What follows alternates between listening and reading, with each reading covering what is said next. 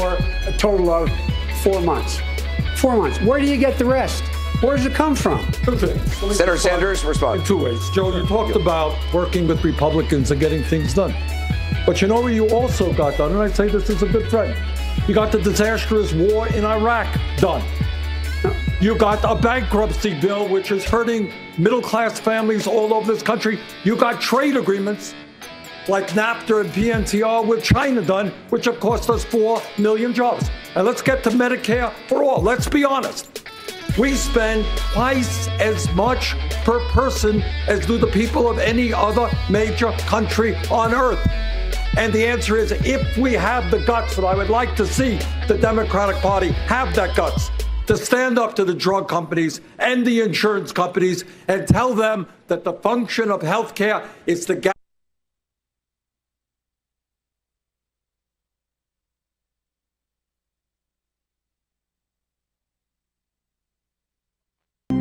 what we are here today to talk about is the very, very important issue regarding the ongoing debt crisis in Greece.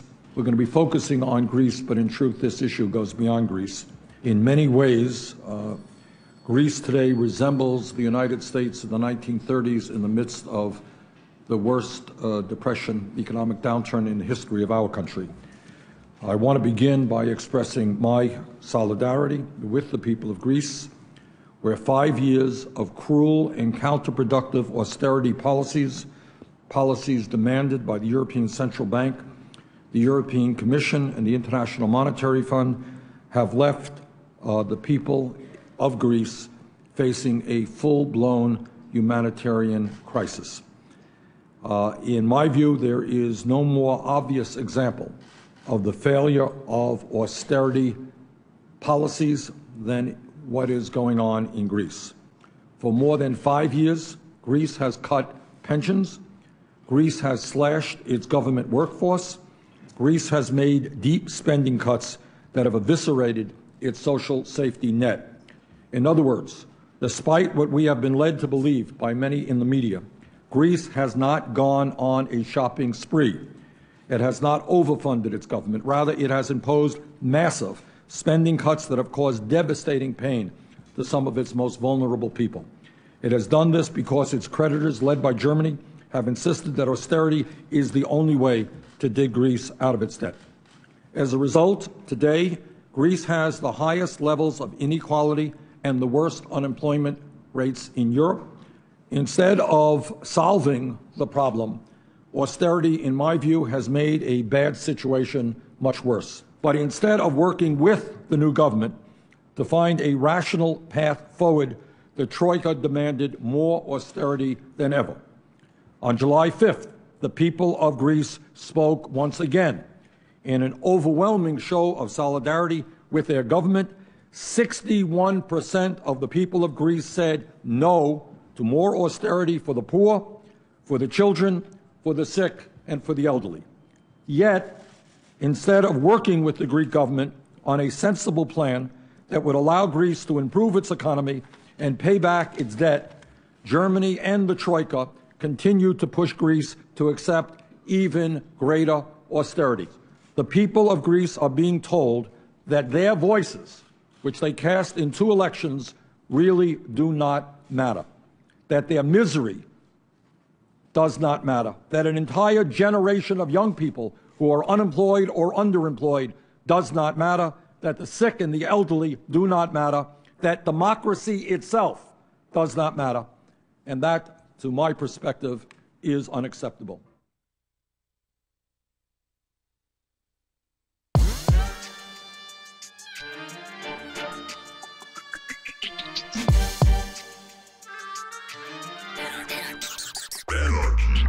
Welcome to the Michael Brooks Show. We're broadcasting live from downtown Brooklyn, USA, where we say Lou La Livre with super producer Matt Leck. Lula Livre. Lula Livre, Matt. Good evening. How are you? I hope you're dried off.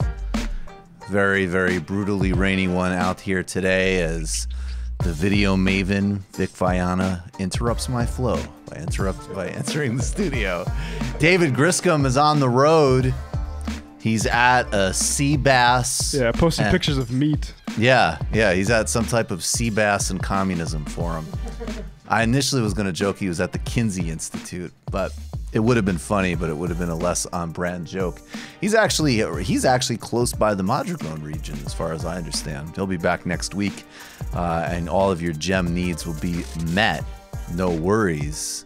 On this week's program, the great Ryan Grimm joins us in studio. He's here. You're good? You're all right, Ryan? That was a very strong reaction off mic. Ryan is here to explain to us why Donald Trump needs to be taken off of Twitter immediately. He has extremely strong feelings about this. For more videos. He's also the Washington editor for The Intercept. We're incredibly excited to have him on. We're talking about an illicit history of the modern Democratic Party, the debate last night, Bernie Sanders' mega week, and the state of the race. An election update in Argentina, a throwback where Cristina de Kirchner explained vulture capital. We're waiting on a decision in Brazil that might, in fact, free President Lula, even as the Bolsonaro government gets much more overt in their appeals to a return to military dictatorship. Erdogan is ethnically cleansing Kurds and cucking Trump. We have a letter that, if it was any other circumstance, it's a beautiful letter. Yeah, it would be hilarious. And we have more throwbacks from Trump that we're going to need to get to. This is the 32nd anniversary of the assassination of Thomas Sankara. We're going to talk about him. We did a deep dive with him with Milton Alamati and a whole bunch more on a very rich Wednesday TMBS. I'm exhausted, folks. I'm not going to lie to you, but I'm ready to go. And first, let's talk about what's happening in Ecuador and Haiti and place it inside the history of the World Bank and IMF, whose fingerprints are always all over these crises. Let's start with some footage. I don't think there's less sound to this one. This is from Haiti. This is from the People's Dispatch, which is a really good channel. I would subscribe to it. They have a little bit of a video primer explaining what's been happening in Haiti over the last real year, basically. And what you have in Haiti, going back, if you want to take it to the founding of the country, is an ongoing punishment from Western powers for freeing itself from slavery. Literally, Haiti was forced to pay off the French a debt for liberating itself from slavery. Let that sink in. Fast forward, after supporting multiple military dictatorships, which guided through World Bank and IMF structural adjustment plans, which we'll get to briefly, we'll get to in a moment. You saw a 2004 U.S.-backed coup against Jean-Bertrand Aristide, a whole complex that implicates U.S. corporations, the UN, peacekeeping forces, and many others that subjugate Haiti and continue to impose austerity. And there's multiple uprisings happening now against the entire political infrastructure, the corrupted local elites, as well as Western capital. In Ecuador, which we'll get to, have some footage of Ecuador as well. We'll actually play some footage from this report from the Real News Network. This will contextualize some of what just happened in Ecuador, where Lenin Moreno, who was the successor to pink-tide leftist president Rafael Correa, has gone on a hard far-right course. Let's play a minute of this report from the Real News Network. Repression and a general upheaval in Ecuador. The government of President Moreno and the most important indigenous organizations agreed to engage in negotiations to discuss the cancellation of austerity measures that President Moreno had imposed about 2 weeks ago following the IMF prescriptions. The economic measures included a near doubling of fuel prices, about 23,000 layoffs in the public sector, and the deregulation of labor laws, following a neoliberal model. As soon as the measures were announced, protesters came walking and in caravans from different regions of Ecuador. They started to arrive at Quito on Saturday, October 5th, and continued arriving for over 11 days. They marched to demand the cancellation of the IMF decree that would directly affect the poorest. One of the main organizations behind the protest and the strike was CONAIE, the Confederation of Indigenous Nations of Ecuador.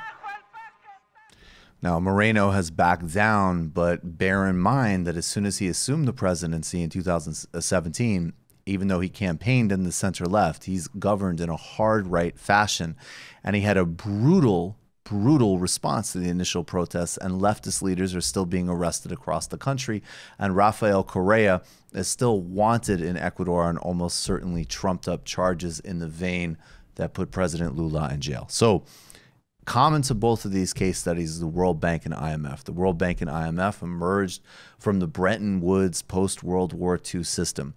One institution, the IMF, to try to control and regulate global currency exchange, and the World Bank, which was tasked with development and poverty reduction. What this has meant in practice is an imposition of very tightly regulated orthodox economic policies that have starved public resources across the globe and made environments in Latin America, Africa, Asia, and Eastern Europe friendly to Western capital.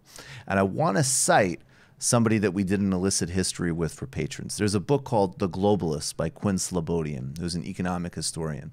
And he made a really important distinction here, which is that the rhetoric that is used by the advocates of laissez-faire and the people that run these institutions that regulate these global trade and global economic frameworks, they talk a lot about freedom of capital, deregulation, lessening bureaucratic burdens, by which they always mean cutting public resources and gutting government, right? And that somehow in contrast to that, there's freedom and fluidity in capital that is innate and liberating and prosperity creating. Well, we already see that that's not the case. There's still significant structural poverty in the world. And in fact, even after a kind of relative overall decrease in the last several decades, mainly led by the enormous reversals in China, but also in some respects led by, as an example, the pink tide, which took 70 million people out of poverty in Latin America between 2000 and 2014 by not following these policy prescriptions.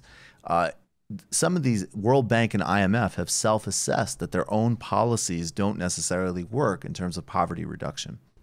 But back to Slobodan, these policies are very rigid. They're very regimented.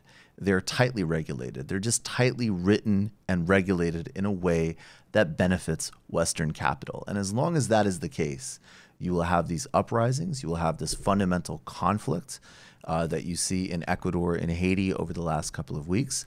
And we have an obligation to extend our sense of global solidarity in a practical sense for how these institutions are governed and how we deal with them. We saw this in Greece. That's why we played the Bernie Sanders cold open. And of course, Bernie is the only one who has spoken in solidarity with the Ecuador and Haiti protests. And that isn't just a point scoring in a presidential campaign, although it is. It's an important fundamental point about where we're really coming from in terms of a global 1% versus a global 99%, understanding that these systems are globally connected and need to be confronted globally, particularly in the center where so many of our institutions still benefit from these predator arrangements. Matt, what do you think? Well, we sort of alluded to this with Andre Demise in the pre-show that we did today. But everybody should read this book. It's free online, so if you're getting this now, you can just download it. The Black Jacobins by C.L.R. James, the anti-Stalinist communist writer, Anti-Stalinist communist, yep, the independent Marxist. He was a Trotskyite, but graduated from them too. He got all of the major calls of the 20th century right. Yep. So everybody should read Black Jacobins. And check out the primer that I did on the TMBS channel on the Black Jacobins. Matt, do we have the new shout-out song, the one that we played last week? Oh, yeah. That was pretty fire. I think it's this one. Let's get to... No? Well, do you want to play the Alex Jones shout one? Shout out. My brain is still in recovery mode. Shout out. My brain is still in recovery mode. I'm going to have to ask Ryan if he knows. Shout out. From taking in so many important Oh, you're ideas. lucky. And you're about to not be shout lucky. out. From taking in so many high-level important ideas. The dial of ideas. I like talking about ideas high level. The exchange of ideas. Shout out. High level. Still in recovery mode. Looking forward to sharing more ideas.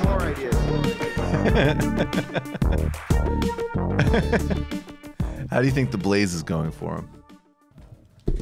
I wonder, has he started on the Blaze yet? Yeah, he has. He's all aboard the Blaze. He's all aboard the Blaze Express.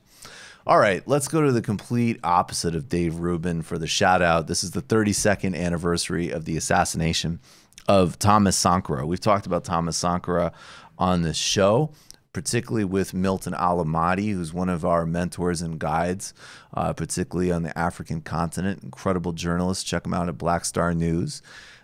There's a video intro which you can look up on the YouTube channel, and then there's actually an unlocked illicit history that you can check out on iTunes. So Thomas Sankara took over Burkina Faso in 1983 on a platform of anti-colonialism and liberation. Let's play about a minute.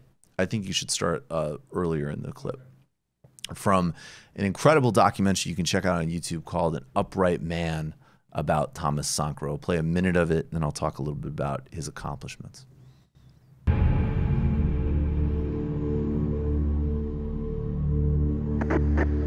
Notre pays produit suffisamment de quoi nous nourrir. Nous pouvons dépasser même notre production, malheureusement. Par manque d'organisation, nous sommes encore obligés de tendre la main pour demander des aides alimentaires. Ces aides alimentaires qui nous bloquent, qui nous inspirent, qui installent dans nos esprits cette habitude, ces réflexes de mendiant, d'assister. Upper Volta, 1983. Thomas Sankara is brought to power by a coup supported by one of the poorest peoples on our planet. Behind a military uniform and a Marxist discourse, Africa discovers a young and dynamic leader, ready to put his innovative ideas at the service of his fellow citizens. Thomas Sankara gives a new name to his country, Burkina Faso, which means the land of upright men.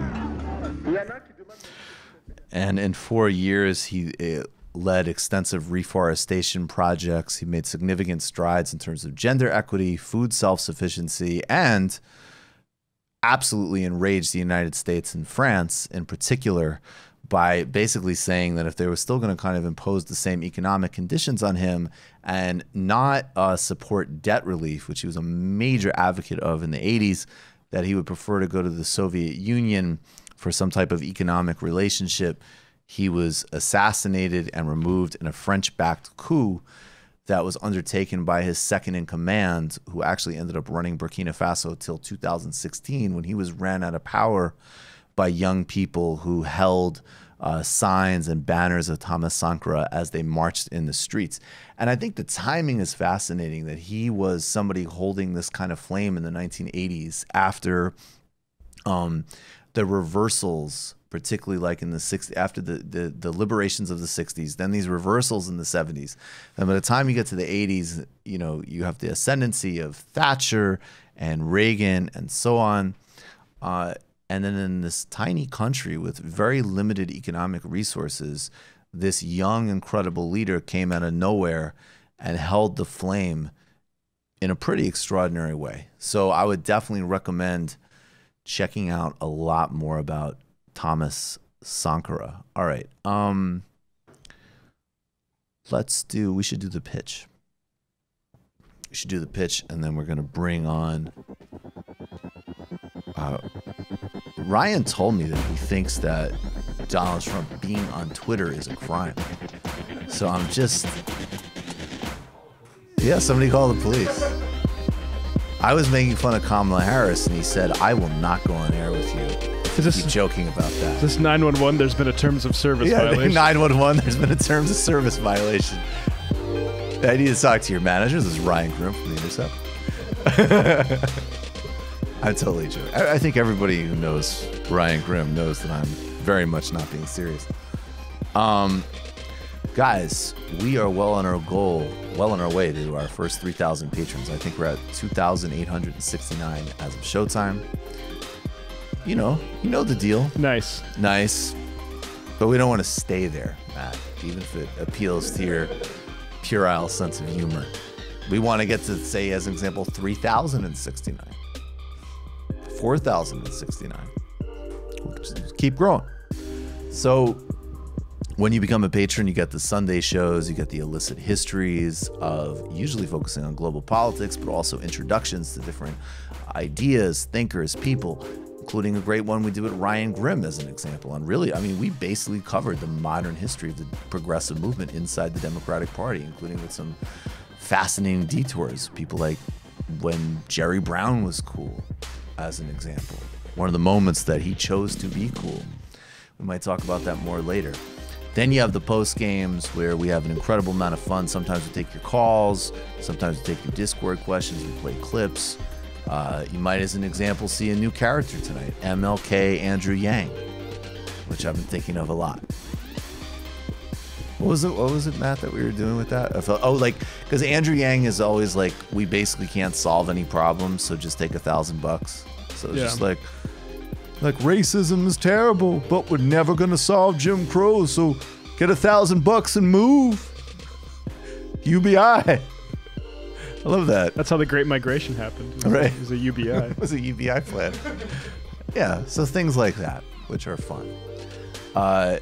There's also a Discord community for 21 and above patrons. We give you the video illicit histories that we do with Vic Viana, who's going to be hanging out with us in the post game as well.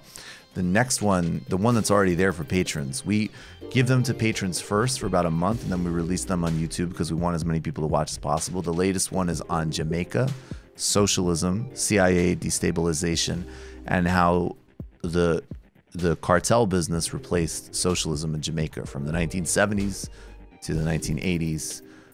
We have a bunch of other ones. They're awesome. I'm super amazed by the work that Vic does, and it's awesome to get to be a part of that. So go join up. Patreon.com/TMBS. Patreon.com/TMBS. Now, we are officially, I think actually well over halfway sold out for our live show in Philly, and we're still 5 weeks out. Do we have the link to that? So November 23rd, that's the week before Thanksgiving, at World Cafe in Philadelphia, we're doing a live show with Artesia Balthrop, who will be back next week. Great TMBS regular. Crystal Ball from The Hill, from Rising, friend of show, and also friend of show Emma Vigeland. This is our 4th live show. We killed it in Brooklyn. We had a Doors-like experience in LA. Yeah, riding the snake. That was intense. It was awesome. We love LA. But and then we had a very genteel evening in Chicago. And now we're ready to go to the city of brotherly love. And I will say, I mean, look, we've ended up packing every venue we've gone to. So thank you. And, you know, there's always like the promoting thing. And it is true. Like they always, everyone always spikes out of the gate. Then it slows down. Then it spikes again. This one is staying pretty steady. So I think this one might sell out the fastest. So I would go get your tickets quickly to see us at the World Cafe November 23rd in Philly. Click the bell so you can get the notifications for all the live streams. Spread the word. You can hit us with a super chat donation if you like. Patreon.com/TMBS. All right, folks. Yeah, we'll take a brief break, and then Ryan Grimm's going to join us in studio.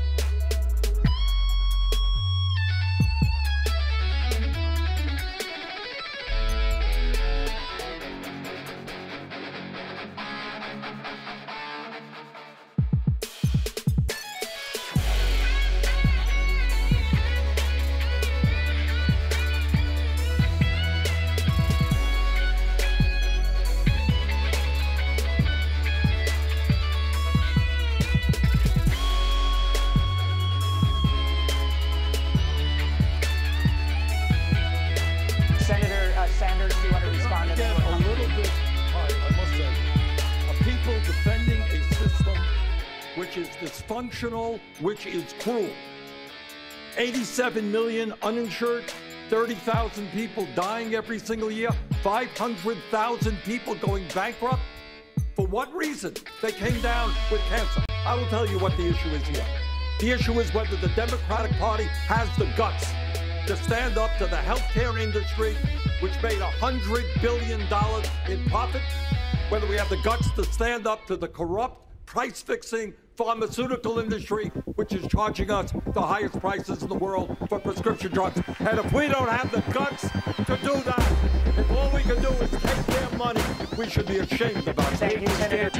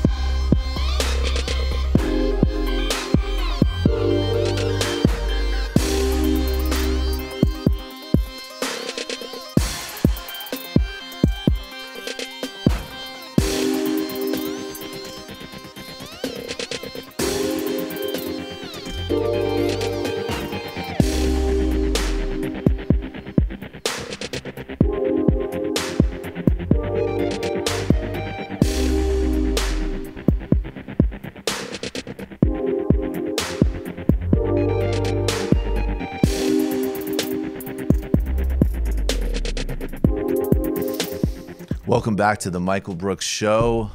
Great honor to welcome in studio Ryan Grim, Washington Bureau Chief for The Intercept, author of We've Got People, which is a great, great book. Ryan, thanks for being here. It's a great honor to be here. It's awesome to have you. It's awesome to finally get you up to New York, a proper city. This city. I don't even care. I don't actually have all that like New York, New York, man. It's the only place. I mean, I like it. Right, but, and you know, whatever. Y'all are gonna look like suckers when it's underwater and you have to live somewhere else. I mean, isn't DC? I mean, I guess. I mean, I don't know. My house is on a hill. Your house is on a hill, yeah, but you're gonna I don't know. You get the type of tropical diseases that are gonna migrate to DC. They'll get there. It's gonna before be they fine. get here. Yeah, we live in the hilly part of Brooklyn anyway. Yeah, we do. Oh, we live in you're high good, elevation Brooklyn, so yeah, never mind. You're barking up the wrong tree, my friend. I mean, if you're listening to this and you live in Gowanus, you probably should really like. We're not going to do anything about global warming. No, we're on hills. We're good. We're on hills. Yeah. Can we just start with just like pure Bernie bro celebrate? First of all, what are you? You like 50% Bernie bro, 30% Warren bro, 20% like Tulsi Stan? What's the breakdown? Well, I'd say I'm 100% the Bernie coalition needs to win and like reshape the Democratic Party. Right. Because, you know, if the party continues drifting toward this high education, fine. High wealth, that's a problem. Like right. you can't have kind of a working class revolution with a party that is dominated by rich people. Right. So I'm for Bernie Sanders like recreating this party. But I have more faith in the possibility that Warren can bring a lot of low-income people into the party than a lot of other people do.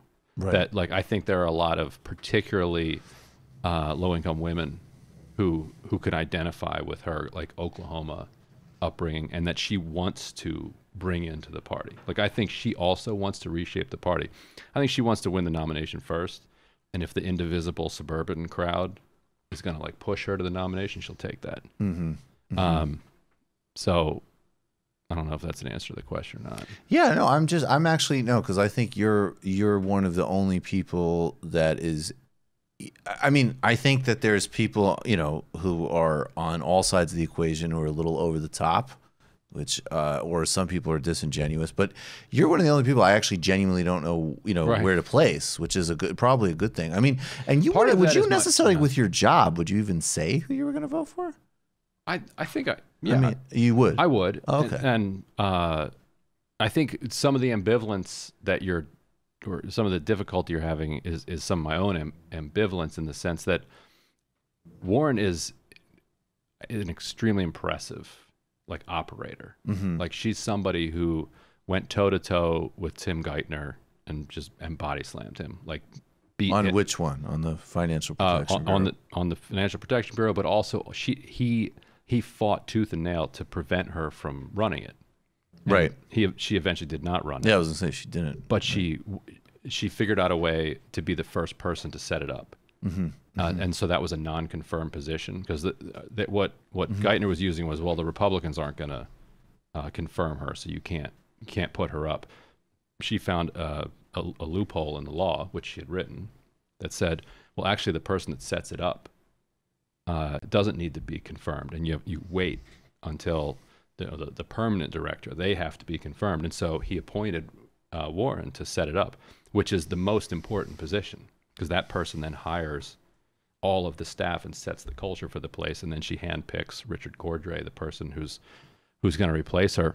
Can we take? Don't worry, Bernie Bros. I'm gonna stick this landing in a minute. But no, I before we do that, and you know who fought the hardest in the Senate to make her Bernie head Sanders, of the CFP? Of course, because Bernie Sanders is the man. But before we get there, can we do a tangent? Can you remind everybody just how truly awful Tim Geithner was and is? And the awful thing about Tim Geithner is that at the time, he wasn't even doing it for money, which almost is worse. Had no Wall Street, only bureaucratic background. Yeah, like you can. Except wait, he had a brief stint at Kissinger Associates outside of graduate school. Which is a very weird. Yes, yes. No one should forget that biographical detail. And so he was at the New York Fed, and so as the economy is going into free fall and as Wall Street is completely collapsing, you know, he becomes like this a central figure in this drama that's playing out. And Barack Obama, who is a combination of nervous about his ability to lead, he didn't feel like he had the confidence. He didn't have this. He was faking it to make it, right? And he made it, right? And he knew he was kind of still faking it. Like he becomes a much more left president by the end of his presidency than he was at the beginning. Mm-hmm. Like if he'd been that president at the end, it might be a completely different story.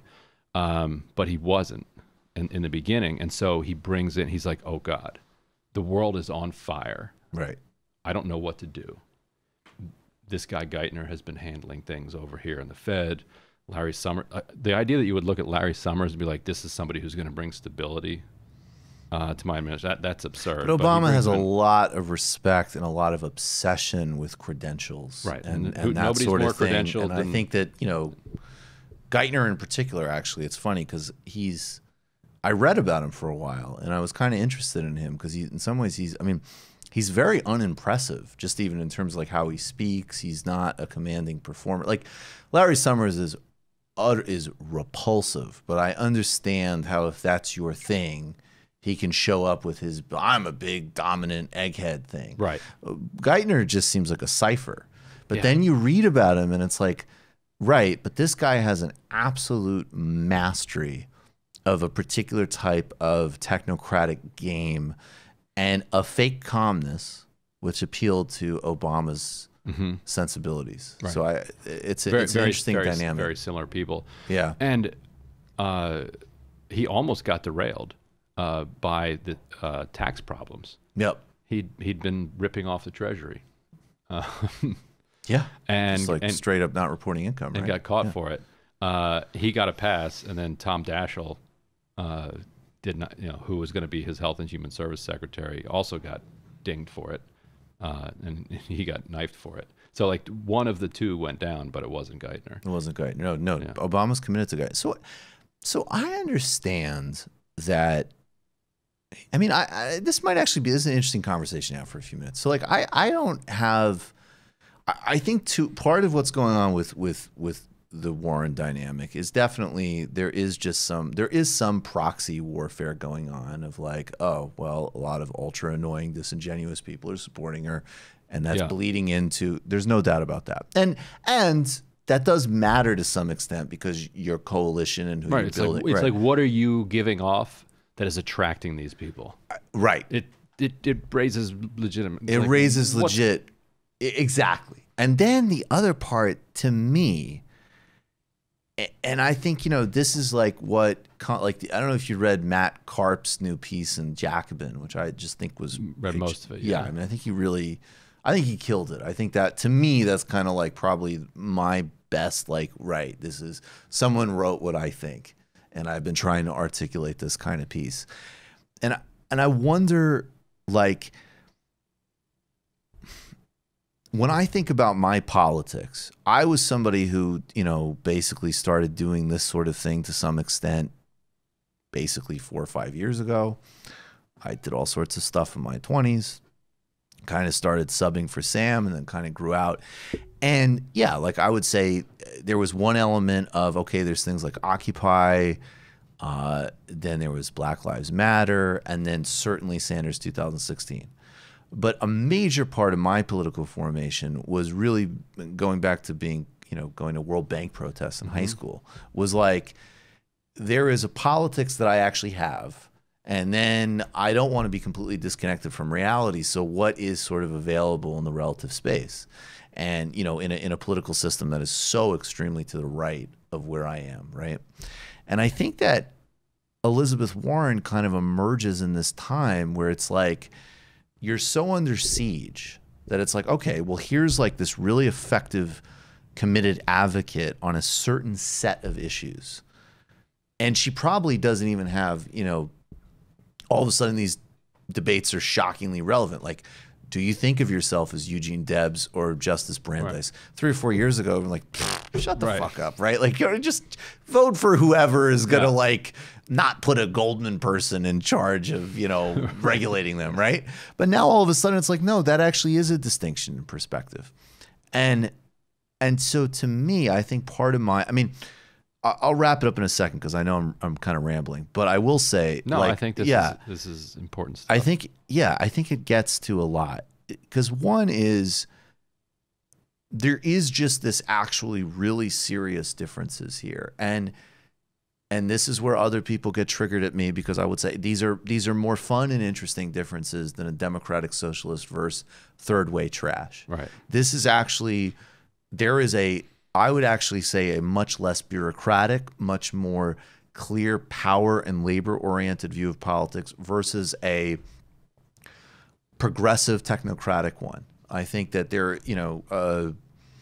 Teddy Roosevelt versus FDR. I mean, these are all like imperfect analogies. And I'm clearly on one side of that. And that's where I want things to go. And I think that debate matters. And I think in a healthier politics, it could actually be a really fruitful debate. People could have it without either on one hand obscuring how big the differences are, which is what the Warren people do, or, you know, on the other hand, I agree some people on my side go to like, you know, she's Hillary Clinton or whatever, which I also disagree with. That's also coupled with the fact, and my frustration, which is like, you know, in the last 3 years, maybe there was a time when Elizabeth Warren first came on the scene and Bernie Sanders was a cool guy from Vermont who had an interesting brand, but was just kind of basically functionally a liberal senator, but not in the last 3 years. I mean, the whole reality has changed. And now that he's putting foreign policy stuff on the table, which I can't separate, and that is actually where I would say it is fair to call Elizabeth Warren a Clinton or a Biden. I haven't seen her put anything on. Not a Clinton or a Biden, but not a Bernie either. I mean, she's voted for every single military increase under Trump. She doesn't have any rhetoric on civilian casualty. I mean, substantively, she opposes the trade agreements. The reason I draw some differences. Tell me. The Clinton, Biden care about imperialism. Right. And they want to be the executors of that project. Right. Whereas I think Warren doesn't care. I think that's right. That's a which, and if you don't care, it's not okay. No, but and even just setting aside the morals of it, and I'll stop in a second. If you don't care, you're definitely going to replicate the same pattern, right? Like if you're going to go after foreign policy, you better have an alternative set of ideas or people, because one, that's the most power you have out of the gate, and two, that's where there's going to be huge institutional resistance. So the best hope for her on foreign policy is that not caring. Yeah. It has recently kind of blended in with her domestic policy, and so she said, okay, here are my instincts on domestic policy. How do I transfer those over to the foreign policy element, and bring in people who agree with me there? In other words, how do I get left-wing people who are going to then show me how to carry out a foreign policy? But I think I think you're hitting on something, but it's slightly different than. But it goes to, I think, a related point, which is that she's not of the left, right? And there's an interesting almost identity politics going on. Like you look at her and you're clearly like, Bernie Sanders, this is a man of the left, like in every single way. Central America, LGBT stuff in the 70s. You know, you look at his civil rights work in the 60s. You look at him talking about owning the means of production back in the 60s, 70s. Like you get like, this is what his gut's telling him is the right thing to do, and it leads you to trust basically everything he's going to do from there. Whereas Elizabeth Warren has never been a part of the left. She's not been a movement figure. Right. You know, she arrived at this place in a completely different way, and at an unusual time where there was no left other than the one that Bernie was part of a marginalized piece of through the 80s and 90s. And so in the 90s, when she starts to become liberal, you know, she's just kind of entering politics fresh. And like, I mean, she had this like weird, like right-wing, like legal ideology that she was into in the 70s and 80s. And then she becomes, I mean, I think in the 90s, she becomes like a third way Democrat. I mean, my only pushback though is so sure, there is that of course, I think Bernie, because of his worldview, is going to come to the right. Like he's going to intuitively get, yes, this is why I need to call for freeing Lula, because I don't just believe in some like corruption discourse. I understand how the world works. He probably knew who Lula was in the 80s. Right. And that's, so to me, and I'm being transparent, that's it. Like, that's my voting decision's over there. Like, there's nothing more to talk about. Yeah. But I think that, I mean, I think the way I would push back, though, on the idea of identity politics is it's like we're still talking about huge policy sets. It's a complete inversion of identity politics. But there's big difference. I mean, you know, it's a difference of, will you use aid to do something on Israel? Bernie says it. She won't say it. Will you, you know, where are you on these budget cuts? And then I think it does really start to emerge in domestic policy in a really interesting way, which is like the difference between, and this is, I do think it's a continuum of a broader, more centrist democratic tradition, but a more honest one of like, can you remove the impediments to people rising inside a class system versus really saying, not in a particularly radical way, but in a very basic way, that there are just these fundamental categories that we need to stop bullshitting with. People need to have health care. We need to get rid of these huge areas of debt. We need to just have baselines to recenter the gravity, the power structure in this society. Right. Though the part I'd quibble with is the progressive, would you say progressive technocrat? Like, it's more of like what you said earlier, I think Brandeisian, where Brandeis was strongest was when he would identify power centers.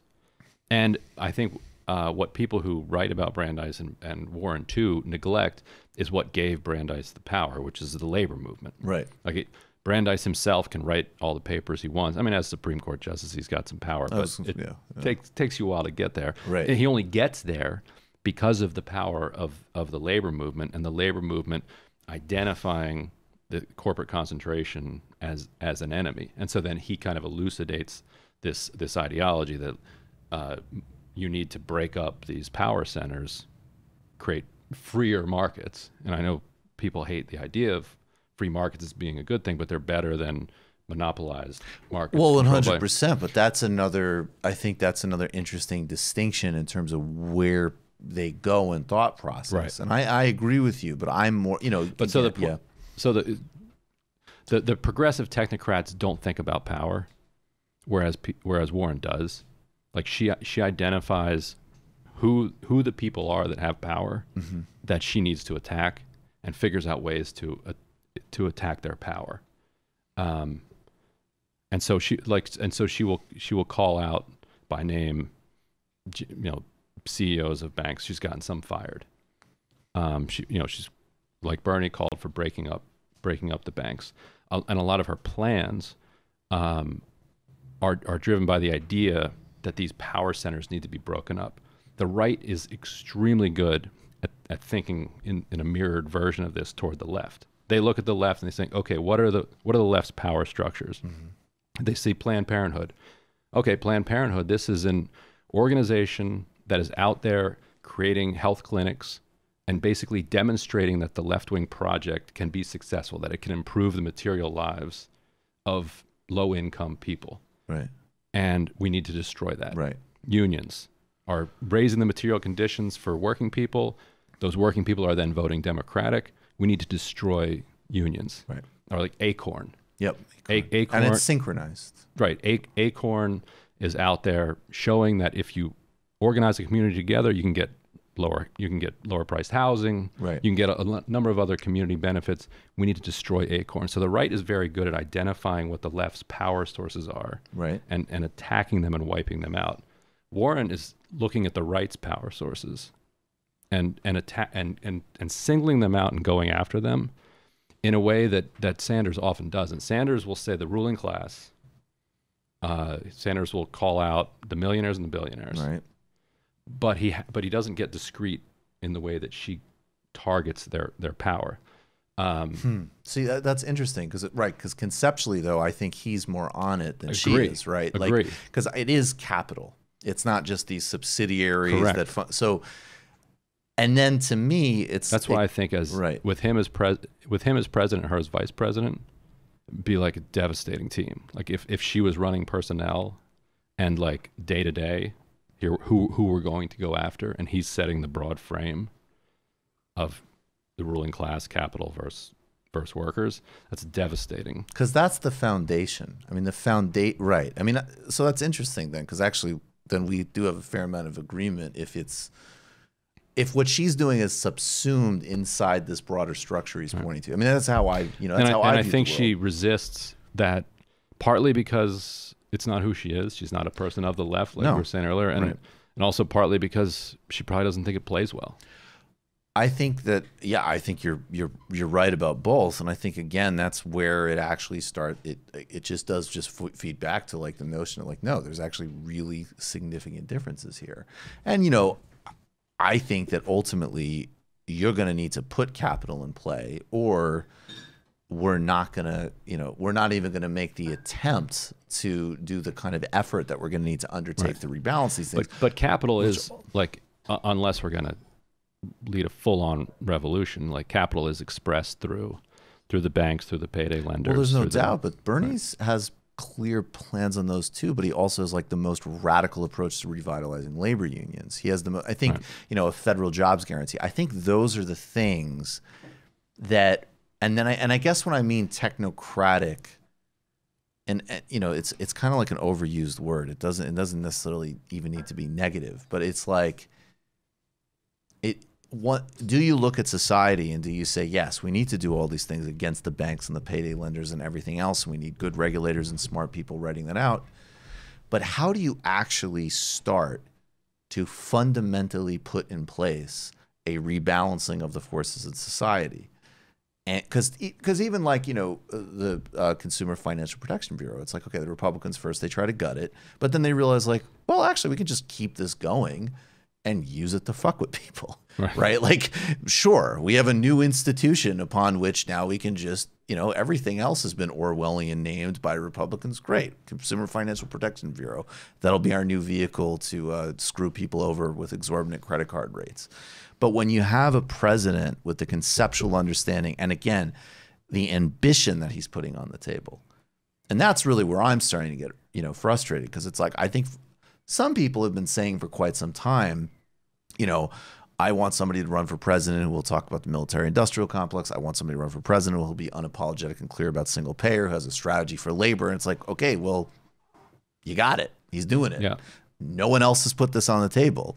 So I think that that is where it's, and I think that also is the dividing line in their coalition. It's not to me that she might potentially reach out to a broader set of people, although I might be a little, I'm definitely more skeptical of her ability to do that than you, but you might know that better than me because you've been following her. Oh, you mean in a general? In a general. I actually have real concerns about that. I think he's a stronger candidate in the general. Yeah. I have super, and I think he's a weaker candidate in the primary and a stronger candidate in the general. Definitely, for sure.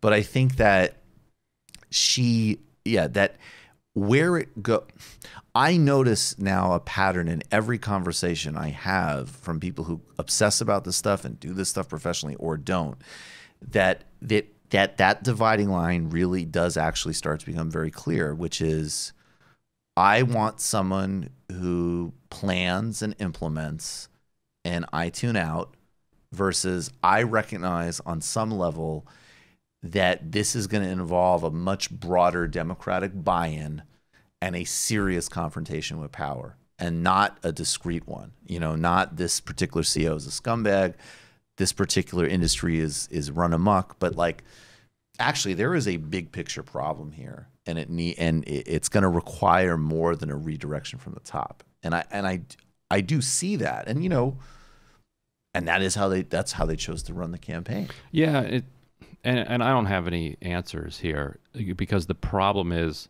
you're trying to win a 50% plus one majority in a country that's the center of the global empire, right? Where millions and millions of people are suffering, but it's a wealthy country relative to the rest of the world, right? Where people are demanding, you know, constant growth, and are quick to, you know, swing right. Yep. You know, my whole book is about putting out, you know, putting the most progressive agenda forward that you can, and bringing people on board. At the same time, it's like I said, it's a center of the global empire, right? And so, you know, what does a working class socialist project look like at the center of, like, you know, it's like the Roman Empire. You wouldn't expect Rome to be the place that's going to see like the workers' revolution. On the other hand, even in Rome, there would have been a lot of pissed off people. Yeah, I was going to say, I mean, there's quite a few pissed off people in this Rome. And there's also, you know, the peripheries, yeah. And so one idea could be, okay, we're going to bring revolution, but it's going to be orderly. I don't know. But then that gives me to the other contradiction that I see. I mean, and this isn't, I mean, I think it's most acute with her because she has put some more ambitious things on the table, which is, you know, if you're going to go for it, let's just go for it, right? Because, I mean, even Joe Biden's healthcare plan, as it is written, would piss some people off and require some significant... The industry's already spending against it. Right. Yeah. Right. So even that...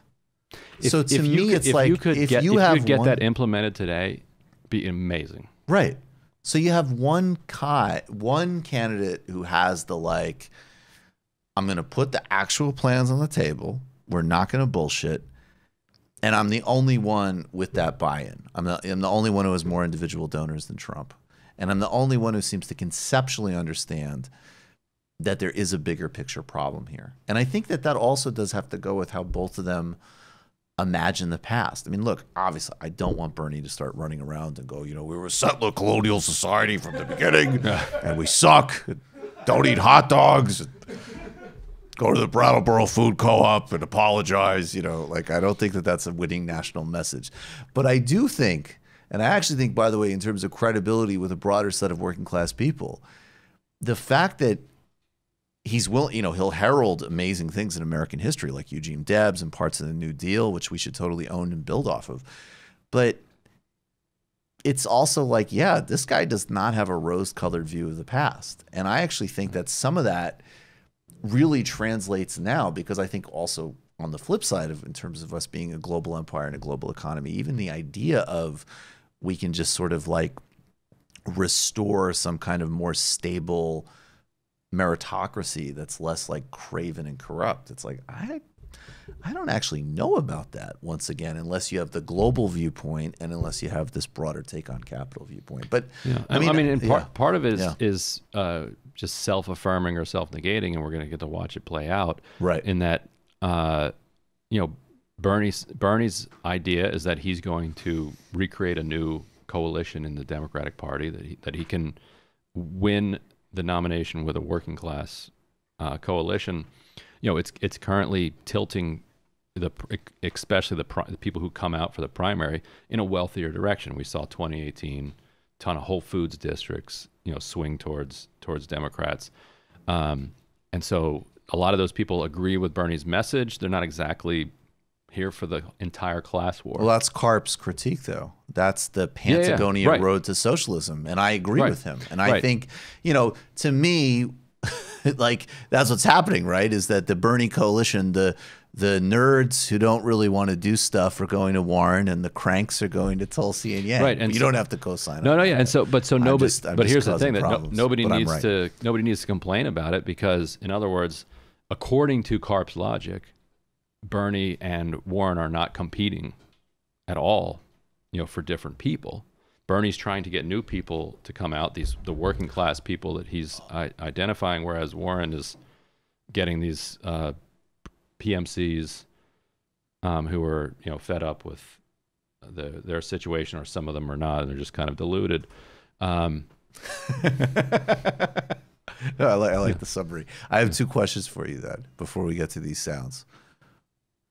I mean, well, I guess, wait, I don't know, a question and a comment. My question is then, because does that actually, though, just in terms of where you're coming from politically, start to give you much bigger pause about Warren on just purely coalition grounds? So yes and no. I mean, yes. Like, I think Bernie builds a coalition that has a much better chance, I think, of winning the general election. I think there was an N+1 piece on the professional managerial chasm, I think it was called. I don't know if it was a response to Karp's piece or Karp's No, it was before Karp's piece. They would have never embarrassed themselves if it came out. They wouldn't write that after Karp's piece. So, the piece was saying that, like, the professional managerial class is basically also at the whim of the ruling class, and that it is susceptible to being won over in a coalition with the working class. And I could see an argument where somebody like a Warren could stitch together a coalition of the PMC and the working class. At the same time, so could Bernie, because let's not fool ourselves. Like, a ton of Bernie's supporters are also PMC. Right. All of the ones that we know of publicly are. Matt Karp teaches at Princeton, doesn't he? Yes. Yes. I was going to say, speaking of which, yeah, right, exactly. Like, and as an example, the great Matt Karp is literally a professor at Princeton University. Right. Exactly. And what was the other question? Oh, and the critique I have, though, is that I think in the broader electorate, when you go and you talk to normal people, and when you talk to normal people, that's when you meet people who, or even see people on Twitter. Like the great example, one time Felix Biederman said on this show was he saw a Twitter exchange where Ilhan Omar, like right at the height of her getting, terrorized and piled on, some guy tweeted at her and he said, thank you, Congresswoman. You have a lot of integrity, solid there. I don't always agree with you, but clearly, blah, blah, blah, you're a good person. And there's just like, boy, you and Trey Gowdy are the only people that give me any hope for American politics, right? There's that. So when you get out into the broader electorate, I mean, I remember I knew a woman once who she liked Bernie, but was also like, incredibly, frankly, extremely financially self-interested and highly affluent. So literally her liking Bernie might have just been like Jewish identity politics, was depressed, like physically ill that Biden didn't run, adored Obama.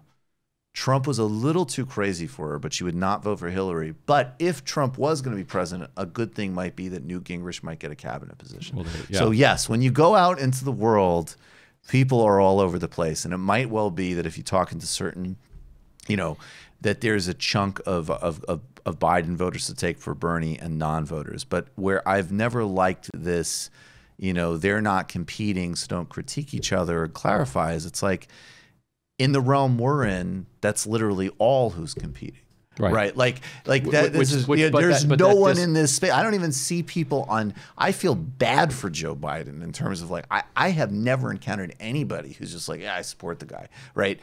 Everybody in this space is making some Sanders versus Warren argument, and I think frankly. Some of us were way too late and actually saying, wait a second, there's really significant, if we support Sanders, really being clear about those differences. So I think in the space we're in, I just don't truck that kind of argument. But I guess the other part of that is like, who needs to hear that argument? Like who is a Bernie supporter that doesn't know Bernie is a democratic socialist who supports Medicare for all, Green New Deal, $15 minimum wage, fights for workers. But I think it's the stuff we're talking about that's getting clarified, because I think there's plenty of people that, just like in 2016, if 2016, I mean, I remember this. I remember being like, man, I hope Elizabeth Warren runs against Hillary Clinton. Now, I know if you sat me down and you did a real political analysis, absolutely, I would say no. I want structure. I want somebody who can at least somewhat put capital into play. I would have had all these conversations. So I actually think heading into 2019, partially because the press coverage was so massaging over of their differences, that it actually did get a lot of people on both sides of the equation. No, that's interesting. Because I hear that from people all the time.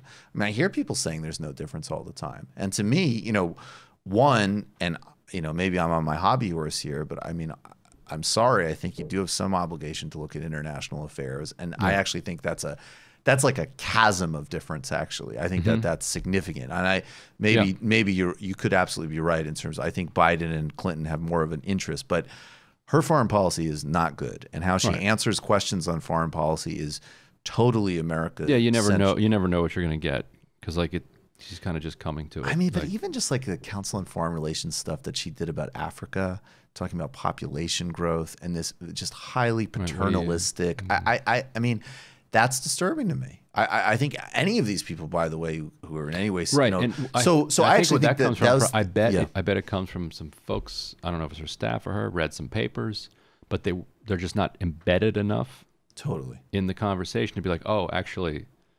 it's true that these cities are overpopulated and it's causing problems, and there's too many like 22-year-old kids, and that's causing social problems. But you don't talk about population problems for these imperial related reasons, and they're lacking that connection to the movement, to the kind of like the embeddedness in the left that would have prevented that. Yeah, but I don't think that I mean, so to me, I mean, I don't want to keep repeating myself here, but I actually think there was a ton of things where it was like, when I could have multiple conversations with people that didn't know the difference on either really clear policy stuff like all student debt versus another, some student debt, or like, no, actually the implications from, Venezuela to Iran to, I mean, she said in the same questionnaire, she said, Iran needs to get back into compliance. What? We all know the reason why this thing fell apart. So, that stuff to me is very disturbing. And actually, like, if we all are just sort of running around saying, oh, well, they're competing for different voters and they're both lovely, we're actually missing, it isn't all just sort of like branding and point scoring. Although some of it is like, no, not to draw any attention away from your program, but there aren't many foreign policy voters. Like if we're going to take it back to voters. Well, like sadly, but again, like, in the world we're in, there's a hell of a lot of self-styled people who claim to care about X, Y, and Z. Right. Okay. Yeah. So there you go. The number of them. Sure. If I was on, Meet the Press, maybe I'd talk about a different set of things. But the people that we're talking to are the people who, read the developments in Indonesia with great concern. Yeah. So there you go. I would 1,000% co-sign that one. Yes. Yeah. And of course, patreon.com/TMBS. Yeah, because Ryan, you need to grow that. Yes. You need to grow that consciousness. Let's play. All right. Let's. That's what I mean by consciousness. All right. Which one should we start with? Let's do Bernie hitting Biden. Review. Okay. Bernie hitting Biden. This did you expect this, Ryan? What did you expect to happen last night? I did expect Bernie to hit Biden. Okay. Yeah. I felt like practically, if there was one thing that was going to get him out of that hospital bed, it was going to be that I think he regretted not hitting Biden in the last debate, because if you watched him in the spin room afterwards, he had prepared remarks blasting away at Biden with like one camera in his face in the spin room and 5 people watching. I wonder why he didn't deliver. That's fascinating. Okay, and then real quick before we play this last question, are you surprised that she didn't hit Biden? Is she waiting for something? I want her to hit Biden because I think if she is going to do what we talked about earlier, which is create a left working class PMC coalition that's going to like take on power, she has to make that argument now to earn the mandate to do it. And I think she's not doing it because she's like that biker in that video where like you can see the finish line. She's in front. Like she doesn't want. She's holding the ball. Why she's trying to count down the fourth quarter. Just ride. Right. Word. All right. Let's check this out. This is a great moment. That'll get you to win, but it won't get you to change the country, which is. And also, it won't get you. I mean, I'm not. When I tell people I'm scared of Warren going up against Trump, that is not just Bernie propaganda. I mean, a year ago, I thought most of these people might be able to beat Trump, and now I'm getting like increasingly terrified the more I watch these things, because Trump is no joke. Trump reelected after an impeachment would be extremely dangerous. In word. All right, let's check this out. For a total of 4 months. 4 months. Where do you get the rest? Where does it come from? 2 things. We have a QuickTime issue, so I'm just going to refresh here. One second. Cool.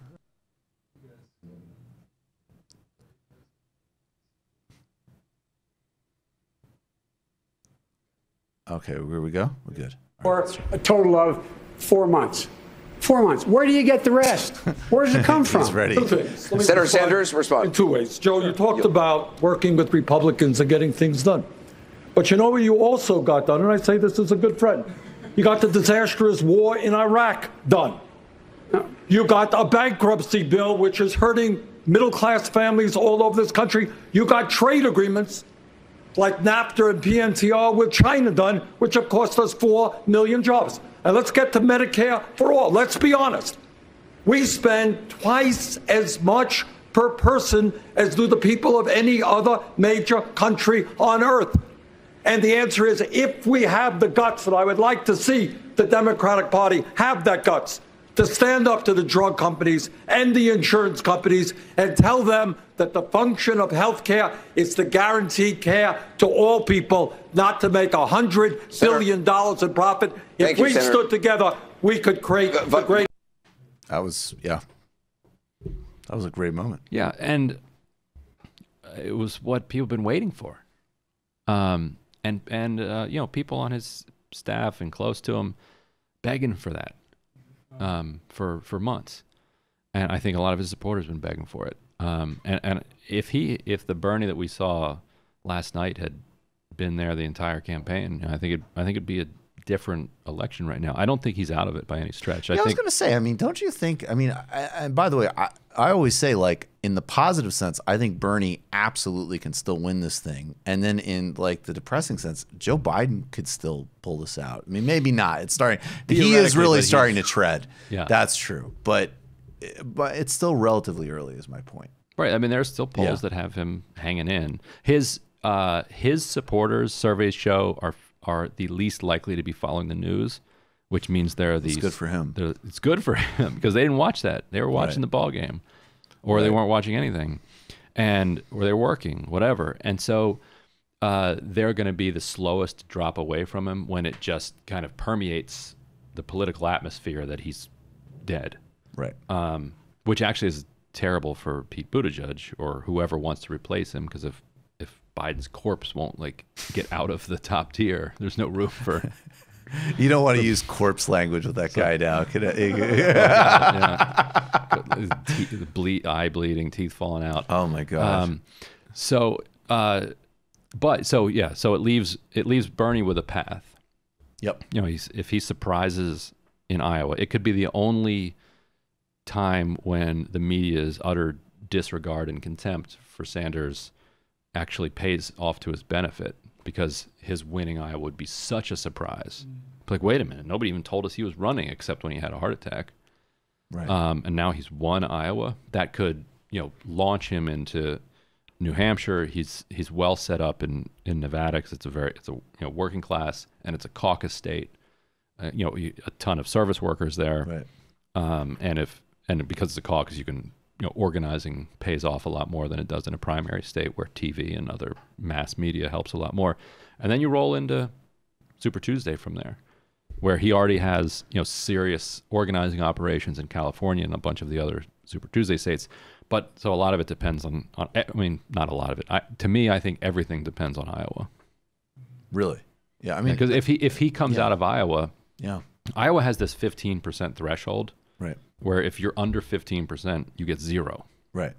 And so if anybody comes in under 15%, they're effectively dead, because now they're coming into New Hampshire, and New Hampshire voters, they self-style themselves as president pickers. So it's such a fucking ludicrous system. Pathetic. Can I just say, as a side, what are we talking about? Dr. Seuss. and apologies to the Tulsi fans, but she stood up. No, they already hate this show, man. She stood up on. I bet they do. Actually, she stood up on behalf of Iowa and New Hampshire voters recently, and said she was going to boycott the debate because the media and the DNC were winnowing the field rather than, in the past, Iowa and New Hampshire winnowing the field. And I think she's actually right, that she's observing a real trend that is happening, that it is the media. You have a 2-year-long campaign. Right. Iowa can't do the whole job for you anymore. Right. I don't necessarily, I don't love that it would be the DNC and the corporate media, not just the corporate media, but the rest of the media.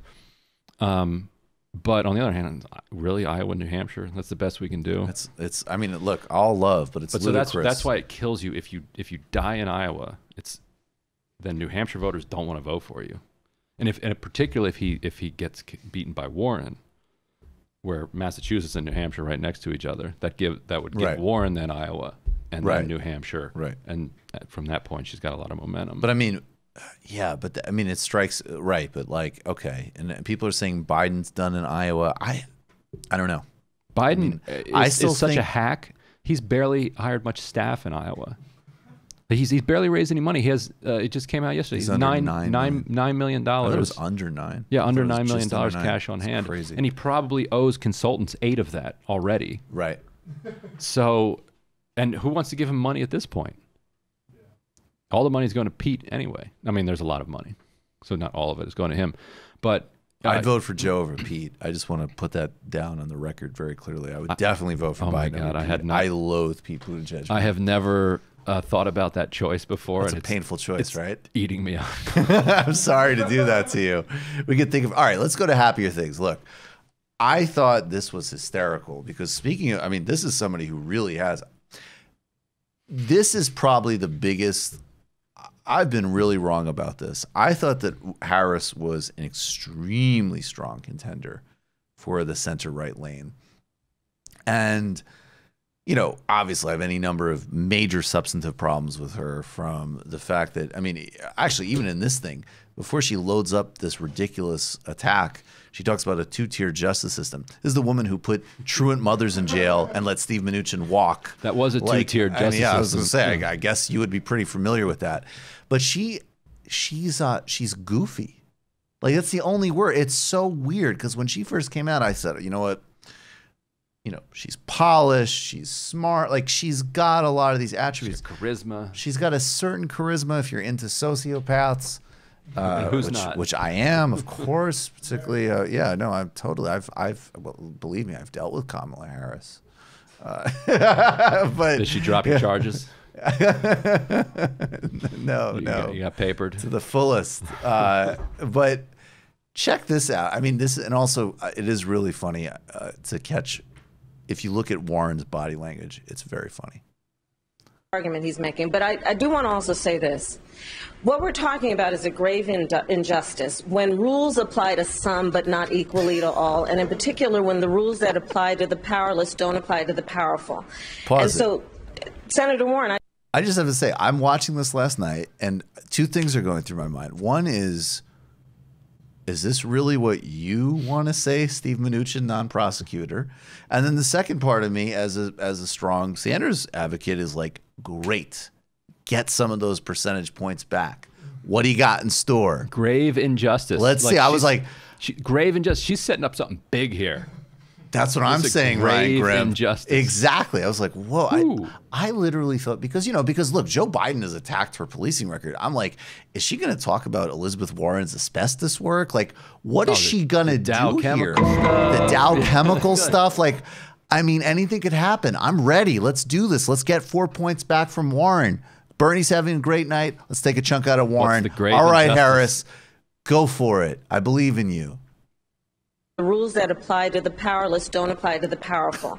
And so, Senator Warren, I just want to say that I was surprised to hear that you did not agree with me that on this subject of what should be the rules around corporate responsibility for these big tech companies, when I called on Twitter to suspend Donald Trump's account, that you did not agree, and I would urge you to join me, because here we have Donald Trump, who has 65 million Twitter followers, and is using that platform as the President of the United States to openly intimidate witnesses, to threaten witnesses, to obstruct She's justice. still smirking. And he and his account should be taken down. We saw in El Paso that shooter in his manifesto was informed by how Donald Trump uses that platform. And like, not only his Twitter platform. Yeah, I was going to say, well, probably a bit broader than I mean, we don't even tweets. need to play the rest of it. That's because just that's the funny thing. She's identified this grave injustice, and now she's putting her on the spot. Are you going to condemn this grave injustice? And then she veers off into another thing about El Paso and some other stuff. And so Warren's just like, eventually she stops working. She's just like, okay, tell me when you're done. So we can do the Twitter, get back to the Twitter thing. Well, and it was funny. Warren's response wasn't even that amazing, but it's like when you play like tennis with somebody who has like an incredibly hacky game and you just can't even get like the rhythm of the stroke. You're like, okay, I don't really know what we're doing here. Yeah, I guess let me try to make a point about campaign funding. I guess you're harassing me about Trump's Twitter account. But what? It's so bad. It would have been great if Warren would have taken her seriously, but in a mocking way. Oh, totally. What about at POTUS, Kamala?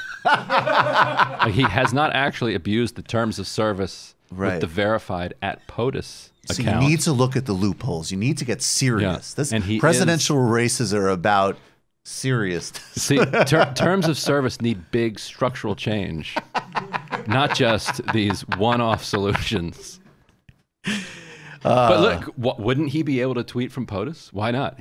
I'm pretty sure he's still POTUS. I'm pretty sure he could. He is. Well, that was actually the very. I also love this. Like, the best thing that Donald Trump. I'm sorry that his Twitter provides also a lot of laughs and entertainment for people. Like, also counts of the indictment. I know, it's like, you know, yeah, right. Like, actually, practically, you know what? Matt, can we indulge ourselves here and just do a minute of that video before we get to these endorsements? The one we were playing before the show, I want to share with Ryan Grimm. Okay, that is true. He does know a lot of tough guys, but they're stupid. Yeah, when he was talking about Columbus the other day, I was like, I know a lot of guys like Columbus, connected guys. Guys with a lot of skills. Oh my God. Half of that stuff is like him making fun of Ben Carson. That's literally half which of it is him making that fun was of Ben Carson. the golden era before he'd won the primary when he was still attacking all those guys. You're right. What was his nickname for Ben? I don't even remember, actually. That's a good point. Did he try like Sleepy Ben or something? I think it was something like that. Yeah, Sleepy Ben, I think. Yeah. I think it was Sleepy Ben. But the best riffs on Carson were him literally being in Iowa, being like, and then he stabbed his friend and he's beating me. What's wrong with you people? He literally asked, making what's fun of wrong Ben with Carson's you? redemption lies. Right. I hope everybody Ben enjoyed Carson's that. Popeye's story, right? Yeah, exactly. Yeah. Ben Carson's that was amazing. That was like a post-redemption story. He's just like, yeah, go rob him. That's where the money's at. Awful.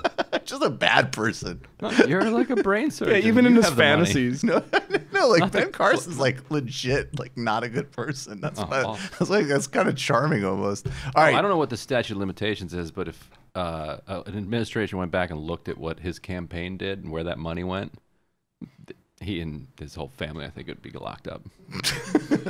No, they It's wouldn't. a gigantic grift. Shut up, Ryan. Fuck you. That's the part I like about him, though, is that he's like all sleepy, and then sometimes he just would snap randomly.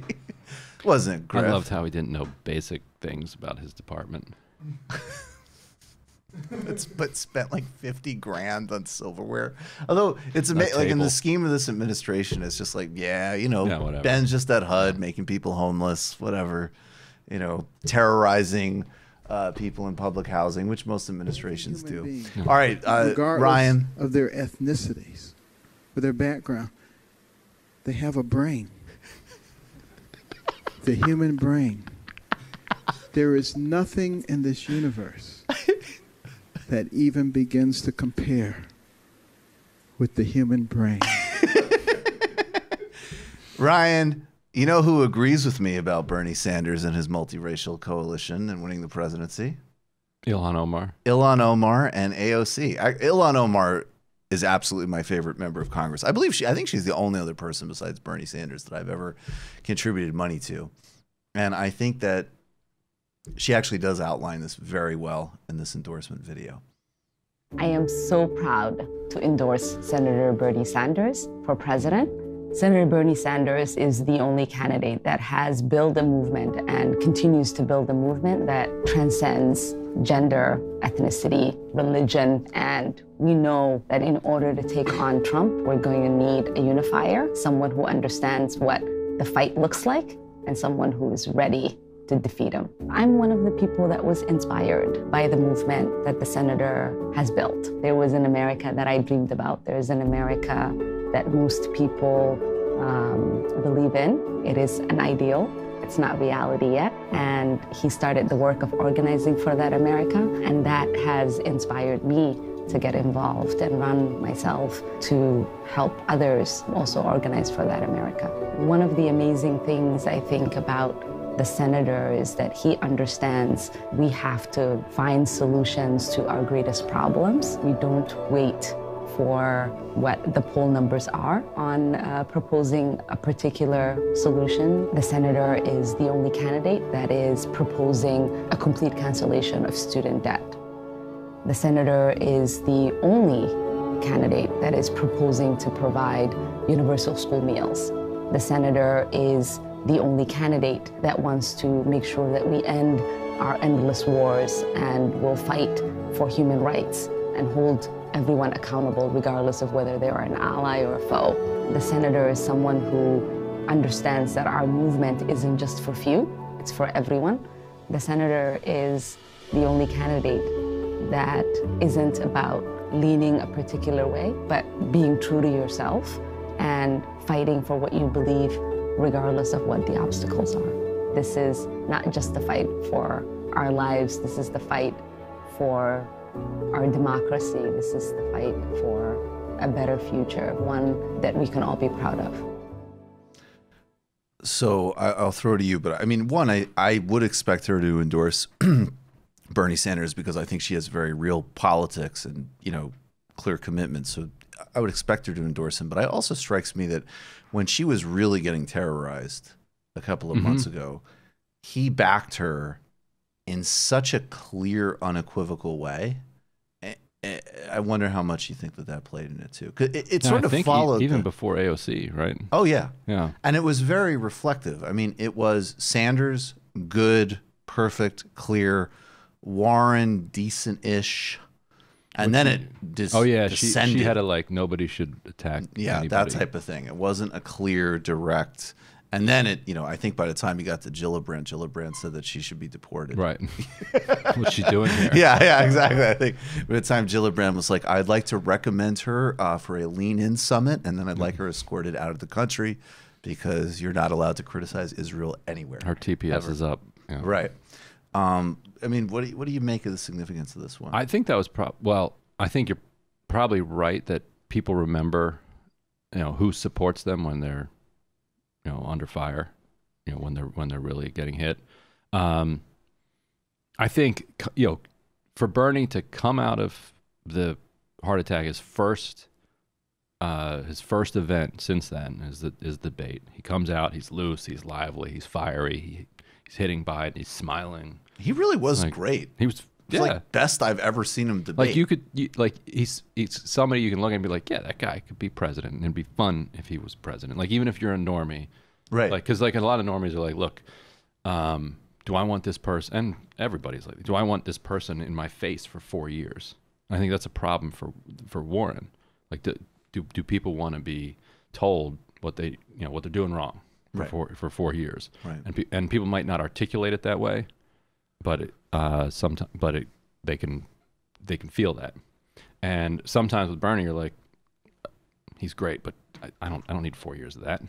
Right. That's like the Rogan bit that I did where, you know, Bernie's on Rogan and he's like, I did DMT and I was in Burlington and I looked at Jade and I realized we're part of the same fabric of the same universe and a kaleidoscope of energy, and therefore it is disgraceful that 1% of the population control 99% of that energy. Yes, he's that sort of thing you're talking about. He still did that once or twice in the debate last night, where it's this thing that his staff does try to get him over, where when he will seize the stage, seize the moment, and then move into that stump speech. I think it's good. I think it's really good though when it's balanced by other things. Yeah, I would never want to lose that entirely. No, you can't lose. It's just the whole time you can't do that. Right. I think that's why it was good last night. But so he comes out of great debate performance, and then Ocasio-Cortez endorsement, and then Rashida Tlaib endorsement, Ilhan Omar endorsement, leading into the rally on Saturday, which probably Break Act blew.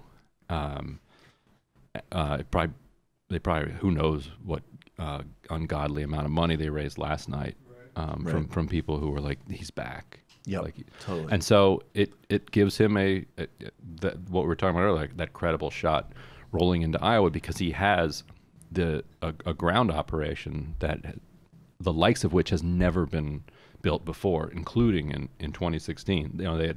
They were building a good operation by the end of January of 2016, but by that point they'd already voted in Iowa, and like Claire Sandberg, who's now his director of national organizing, put it best. She said, by the time the plane was ready to take off, we'd run out of runway. Right. And so they had the last several years to build this operation. Did you write about very well in your book? Yeah, and so now but that operation needs a candidate and needs a message and needs energy around it, and now it has that. So the pieces are in place for it to come together. I want to get to Nina Turner talking about AOC, and then we'll take a brief break and go to the post game. Ryan has to get out of here by 9:30, but we'll do some of the post game together. It's 8:40, so but before we get to Nina Turner, there's a great jank question of Chris Coons. Did you see that one? Oh, we should find that for the post game. That's a great idea. We'll do that in the postgame. That Just was lied really to funny. his face. Chris Kroon scurrying around like a smarmy, disgusting bastard while Jank does his like, that's not very progressive. Kroon's like, hey, I'm progressive. Leave me alone. So no, but we'll definitely get to that. But my actually one question, real quick. I love the campaign that Bernie's running in many ways, and there's, you know, I mean, someone like Brianna Joy. I mean, she used to be on the show all the time. You know, like I have some connection to it. My old colleague. Yeah, your old colleague, exactly. Awesome people. On the flip side, is it, and I don't mean him specifically, but it could be him, frankly, but like, is it also on the flip side missing like the Tad Devine component? Like somebody where you could just say like, I thought that he gave a socialism speech was fine. I didn't think that was, some people thought it was a problem. I think he actually needed to do something like that.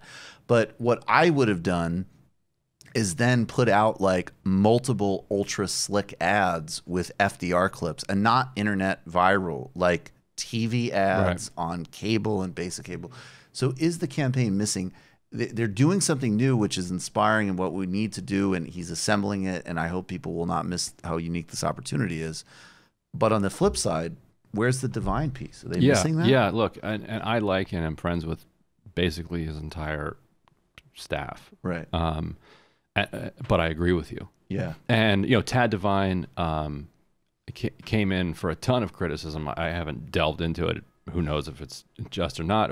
Some bizarre links with Paul Manafort and some weird. He consulted in Ukraine. I mean, look, Tad Devine has done look, I think the stuff he did in Bolivia is way dirtier.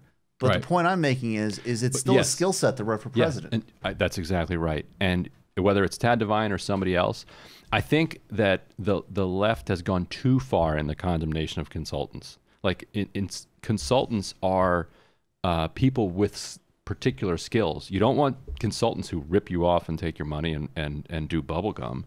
But go back to 2016, watch some of those Bernie ads and try not to cry.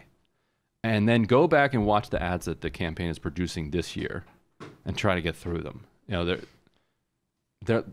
This is real. It's Bernie. I showed to someone who, well, you know, she's very close to me and knows this stuff and, you know, cares, but, you know, this isn't her lot. Tad Devine did an ad for Bernie when he announced in February, and then they were out like a couple days later. But do you remember that ad? And they replaced it with like an 8-minute.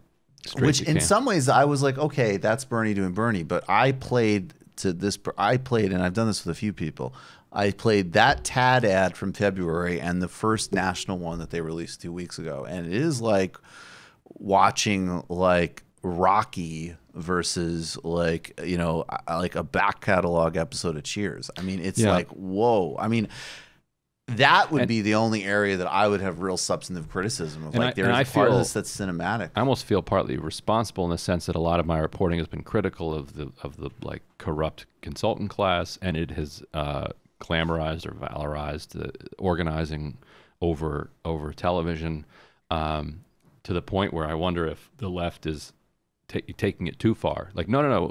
I hate to tell you, television still matters. Like, millions of people are still sitting in front of that tube.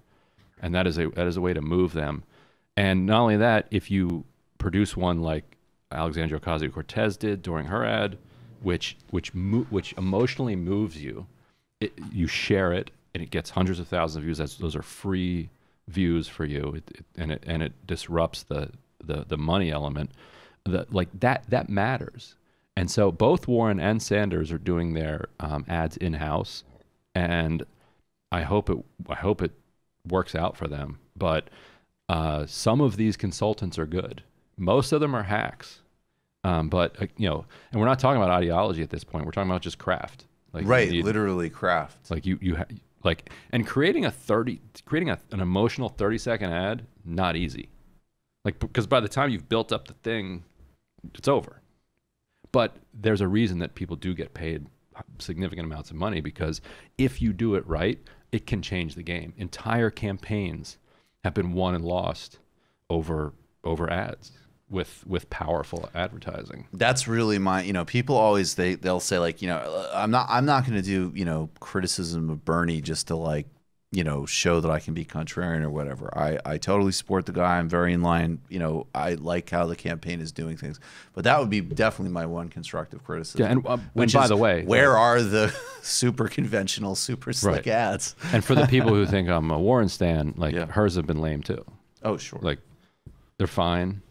Start walking through stadiums or whatever, but like nothing that people are sharing with you and be like, you got to watch this, and like by the end of it, you want to open up your wallet and just start giving money. And it'll be funny because then if like those actual skill sets go to, you know, Biden, Buttigieg, Harris, like, well, okay, but there's I haven't seen a lot of Buttigieg. Biden's are good. Biden's are good, but there's nothing. And that might be one reason why he's bleeding out of his eyes and is still hanging in at 20+%. Right. I think that's a yes. It matters. I think you're 100% right. Let's play real quick, and then we're going to the post game. This is Nina Turner confirming that AOC is going to be endorsing Bernie to Jank. Nina Turner is a total force.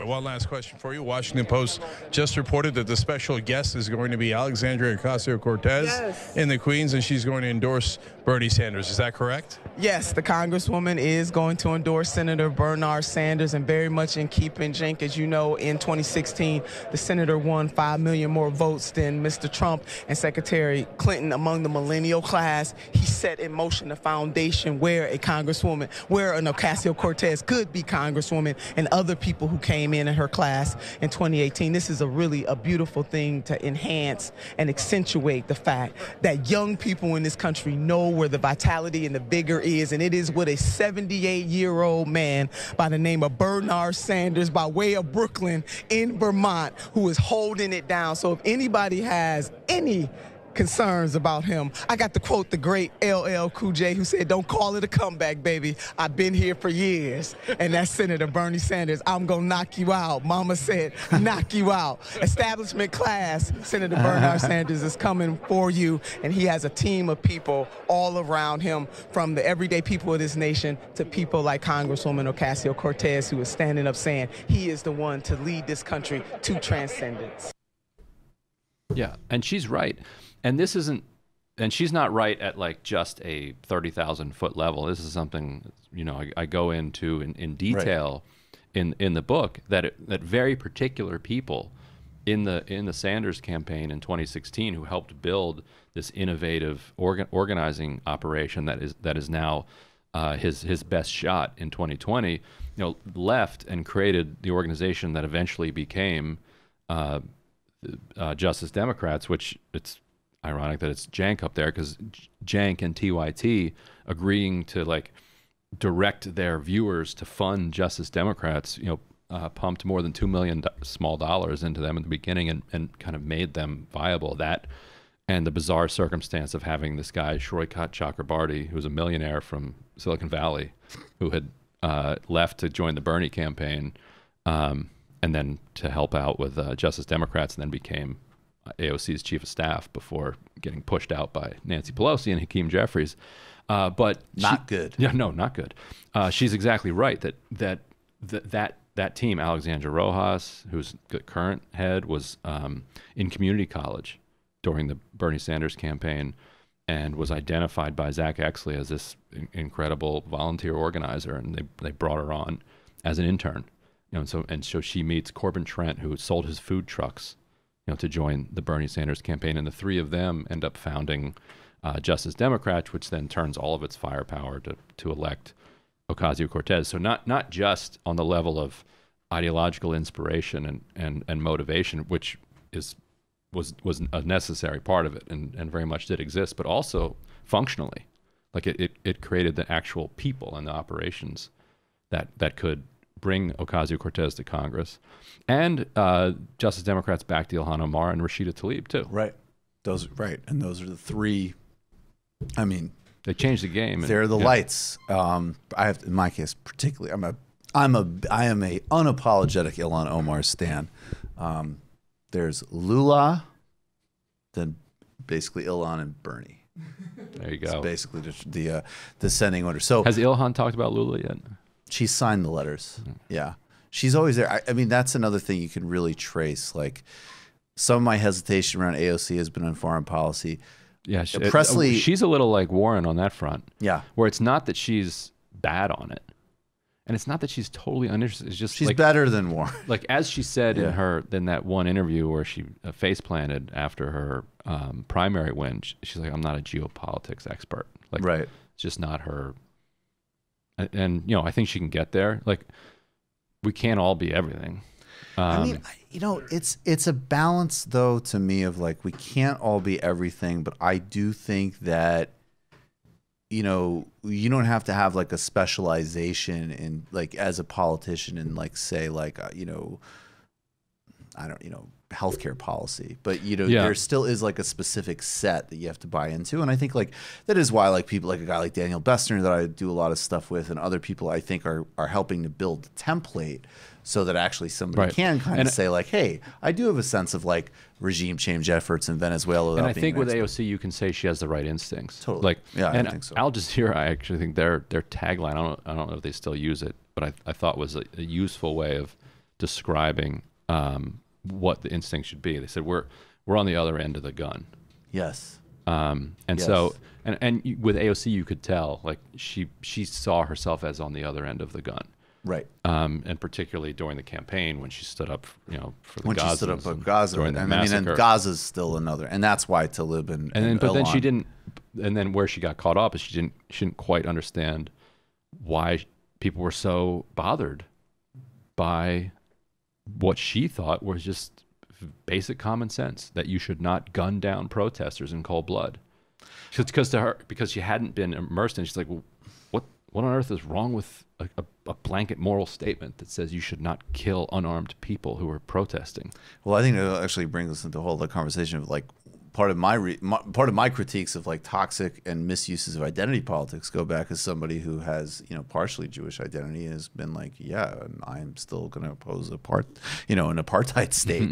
And I think that, you know, yeah, I think she got a little bit tripped up on that because she was blindsided, but then she gave a lot of very cynical and disingenuous people who have a discourse that sounds very woke about a particular Jewish identity in this case, who are really just running interference on, I mean, literally just, I mean, look, IDF soldiers post their own videos on Facebook of, whoa, I literally just clipped that kid. I mean, that's what it is. And, you know, there's no debate about it. And the other thing, you know, that AOC, I thought particularly, there was a moment where I thought she was really at her worst on Middle East stuff. And she was not being clear on Ilan. She was way too much prevaricating. And what I thought was interesting, though, is that the New York Times did a piece about how, you know, AIPAC, in their arrogance, they're like, oh, yeah, we're going to get rid of Ilan and Tlaib. And AOC was still on that list. And I remember being like, you know, the list of people that they were going to get rid of? They were going to want a primary, or they didn't anticipate staying in Washington very long because, you know, they didn't get it or whatever. And it was just interesting because it was like, well, you know, Ilan and Rashid are taking on this issue and being clear on it. And AOC wasn't, but they still understood correctly that, like, well, probably at some time or another she's going to be on the don't massacre Gazans side of the equation. A, she'll get there, and B, they could do a lot better in that district. Right. We can have exactly. Joe Crowley. We can have Joe Crowley. He can be a bag. We can just like the new initiative from Israel is because people are feeling very comfortable when the water filters on Gaza, and so they're bringing it from a tunnel. So we would like to bomb Gaza for 3 weeks, and then demand an apology for having to bomb them because reasonable. it was upsetting for us. And Joe Crowley signed the letter. Yes, that's exactly what they could have had in that district. So really, I have to ask you really quick before we go to the postgame. You would say, in your ideal world, Bernie president, Warren vice president. Yeah. Got it. Can she be vice president and Treasury secretary? I was going to say, why not just put her in charge of Treasury? Why not like Bernie president, Nina Turner vice president? Well, vice president and in charge of like Treasury.